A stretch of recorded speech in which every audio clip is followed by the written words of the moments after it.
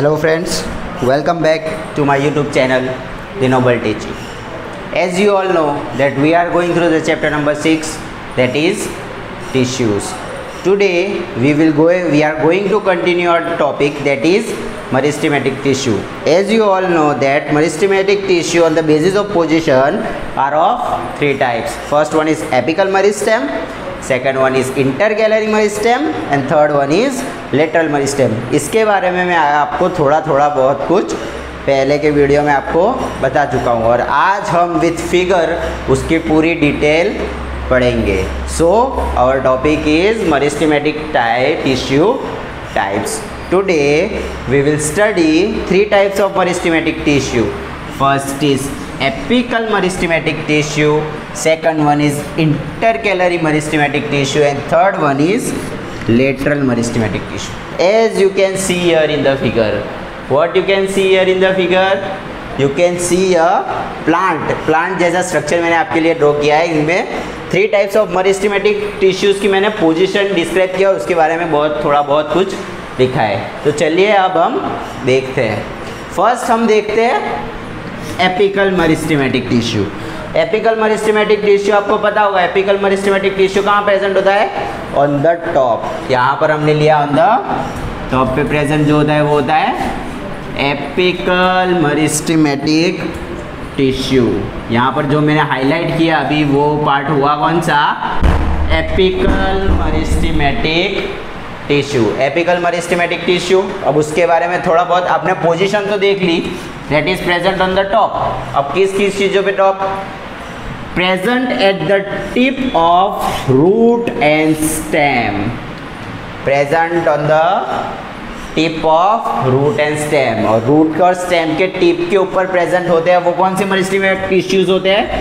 होते हैं apical meristematic tissue. और वो that goes on continuously dividing. Meristematic tissue आपको पता होगा that goes on constantly dividing tissues are known as meristematic tissue. मैंने पहले के वीडियो में आपको बताया था. अगर आपने नहीं देखा तो मैंने उसकी लिंक डिस्क्रिप्शन में दी हुई है, आप उसे पहले ज़रूर देखें. राइट. हमने पढ़ा apical meristematic tissue present at the tip of root and stem. मतलब रूट एंड स्टेम के टिप के ऊपर जो टिश्यूज प्रेजेंट होंगे वो होंगे एपिकल मेरिस्टेमेटिक टिश्यू. अब उसका फंक्शन क्या होगा? फंक्शन देखते हैं हम. Increase the length. क्या करते हैं वो? Increase the length. लेंथ को इंक्रीज करने में जो हेल्प करेंगे वो होगा एपिकल मेरिस्टेमेटिक टिश्यू. अगर आपको पता होगा ये हम लेते हैं स्टेम, यहाँ पर ये टिप हुआ स्टेम का टिप, यहाँ पर एपिकल मेरिस्टेम ये ग्रो होगा तो ऑब्वियस है कि ये चॉप की साइज ग्रो होनी ही है. मतलब इसका क्या इंक्रीज होगा? लेंथ इंक्रीज होगा. तो रूट एंड स्टेम को क्या करते हैं? Increase the length of root and stem. What apical meristematic tissue का फंक्शन क्या है? Increase the length of root and stem. Okay, moving toward the next, that is intercalary. Intercalary मतलब जो बीच में प्रेजेंट होते हैं वो होते हैं intercalary meristematic tissue. Present at the base of the leaves. Leaves के बेस के अंदर जो प्रेजेंट होंगे और इंटरनोड्स ऑन ट्विग्स. अब आप पूछेंगे कि ये इंटरनोड्स है क्या सर? आपको हमने तो कभी ये वर्ड सुना ही नहीं. तो अभी इजी इंटरनोड्स को समझने के लिए हम एक एग्जांपल लेते हैं. ये लिया हमने, यहाँ पर लिया हमने, क्या लिया? ये लिया हमने शुगर केन. शुगर केन आप सबने खाई होगी घर में, गन्ना. राइट. गन्ने अपने ऐसे स्ट्रिप्स देखे हैं कभी बीच में, उसके अंदर स्ट्रिप्स प्रेजेंट होंगे. अगर आप इसे इलोंगेट करें तो इसके अंदर स्ट्रिप्स प्रेजेंट होती है, आपको पता है. राइट. एंड दिस स्ट्रिप्स, और ये स्ट्रिप्स को क्या बोलते हैं हम? ये स्ट्रिप्स को हम बोलेंगे नोट्स. ये नोट्स को हम बोलेंगे, ये स्ट्रिप्स जो होगी उसे हम बोलेंगे नोट्स बोलेंगे. क्या बोलेंगे हम उसे?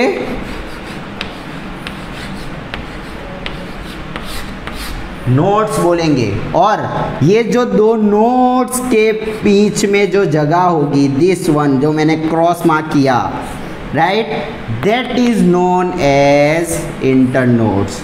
सो इंटरनोड्स की हम लिखने जाए तो हम कैसे लिखेंगे? The space between the two nodes is known as internodes. आपको पता चला the space between the two nodes. अब नोड्स क्या है, ये जो हमने नोड्स हमने देखे अभी वो है नोड्स, और ये जो स्पेस होगी बीच में, राइट, दिस स्पेस मैंने क्रॉस किया जो, that space is known as internodes. क्या बोलते हैं हम उसको? इंटरनोड्स। अब इंटरकैलरी मेरिस्टेम का पता चल गया आपको, वो होगा बीच में प्रेजेंट होगा, और specially that present at the leaves, base of leaves, और इंटरनोड्स में प्रेजेंट होगा ऑन ट्विग्स। अब ये ट्विग्स क्या होता है? ट्विग्स मतलब ब्रांचेस, राइट, ब्रांचेस के अंदर ये प्रेजेंट होगा, वो होगा।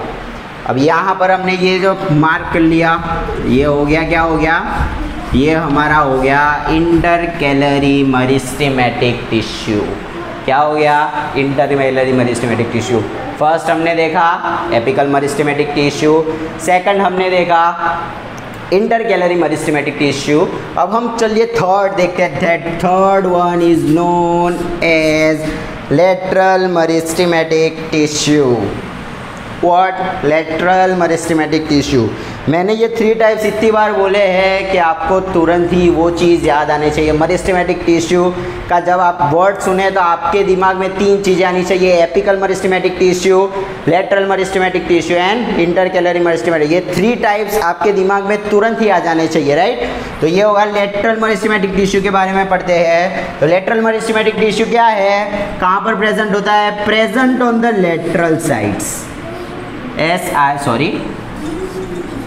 Lateral sides, they present on the lateral side. अब ये मैं इलोंगेशन करता हूँ तो आप ये देखते हैं, ये लेटरल साइड पे मैंने ये 2 लाइन जो ड्रॉ की हुई है, राइट, लाइन जो ड्रॉ की हुई है वो होगा लेटरल साइड्स। ये 2 हो गई लेटरल साइड्स। और ये जो लेटरल मेरिस्टेमेटिक टिश्यू है हमारा, वो कहाँ पर प्रेजेंट होगा? यहाँ पर प्रेजेंट होगा, ये 2 जगह पर on the lateral sides that is present. Okay, अब इसका फंक्शन हमने पोजीशन देख ली, उसकी पोजीशन होगी ऑन द लेटरल साइड्स। अब देखते हैं हम उसके फंक्शन क्या है?